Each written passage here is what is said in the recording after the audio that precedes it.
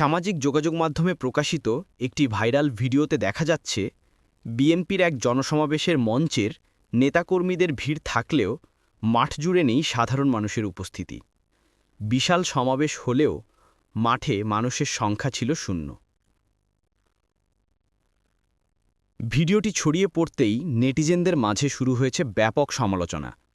অনেকেই প্রশ্ন তুলছেন, এমন জনসমর্থন নিয়েই কিভাবে মাঠে ময়দানে বড় সমাবেশ আয়োজন করছে বিএনপি?